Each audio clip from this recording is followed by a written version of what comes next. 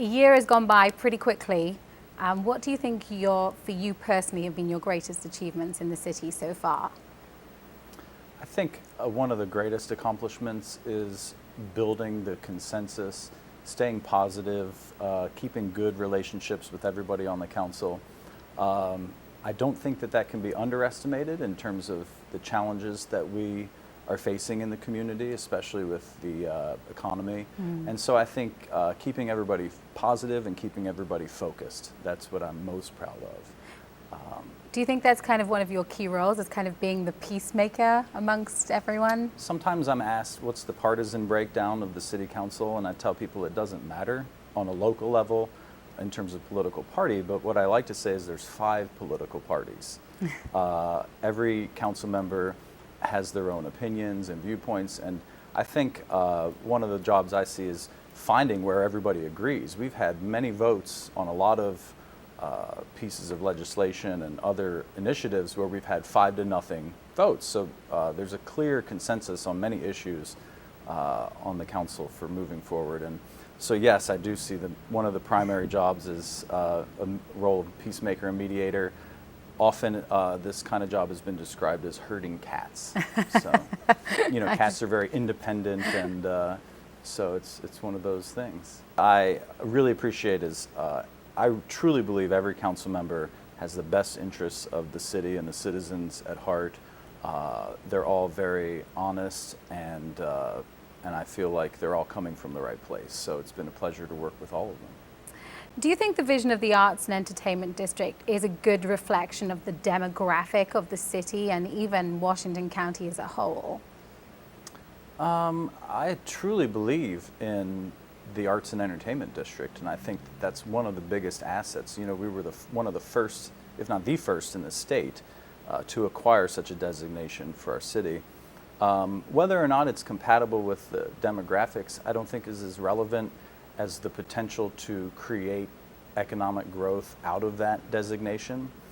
So the idea is, even if the people who live here aren't utilizing the assets in the Arts and Entertainment District, the power that it has to attract people to it, where they will put feet on the street and money in the pockets of our local merchants, I think that cannot be underestimated, despite whatever the demographics are locally. But I do think there's a lot of local support. You really want to cater to the demographics of your community in addition to drawing money from outside? I do, and I think that, for instance, the Maryland Theater does a lot of work with community groups. They give a lot of their own time and energy. So I do think there are many aspects of it which do lend itself to community, the immediate community that we have in the community. So I do think that it isn't a huge asset. It's one I think we need to build on. But I don't know if the demographics in terms of the city of Hagerstown are as relevant to what it can be in terms of a regional market that we live in. You mentioned being a mediator. I remember Pretty Green coming to this county, and I was the moderator for the various forums during the elections. One of the things that I remember is you being very passionate about public safety. With that said, why has it taken the council, the city council, and yourself so long to come to a conclusion with the unions, obviously a huge part of our public safety, the fire and police unions in Hagerstown? Well, I certainly don't think that the public safety is ever jeopardized because of union negotiations. I mean, that's the first point I would like to make. Public health, safety, and welfare is the reason we have local government. So it is certainly by far the most important thing, I think, to all of us on the council, and it certainly consumes most of our budget when it comes to the personnel costs for public safety.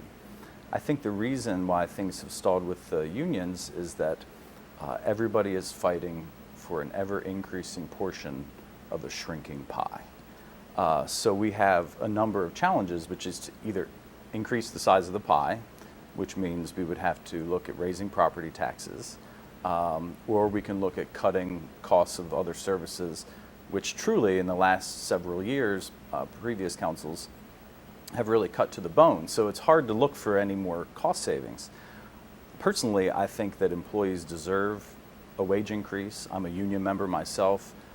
We are getting another step increase in my union on February 8th.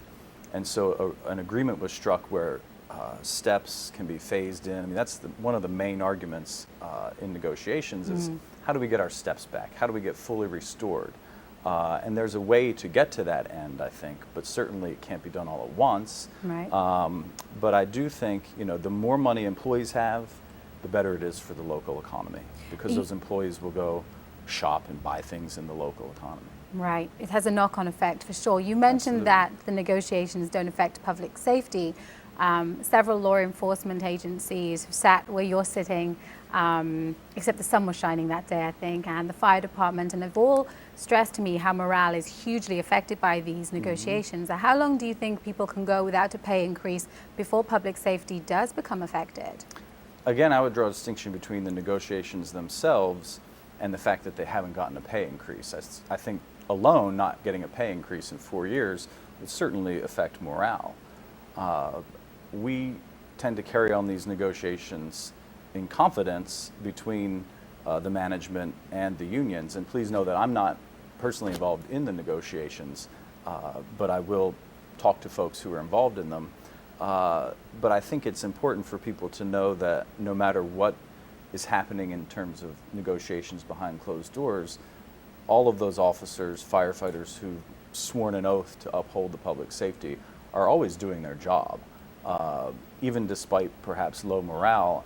But certainly I think that's an area of concern, and I would like to fully compensate these people who put their lives on the line every day.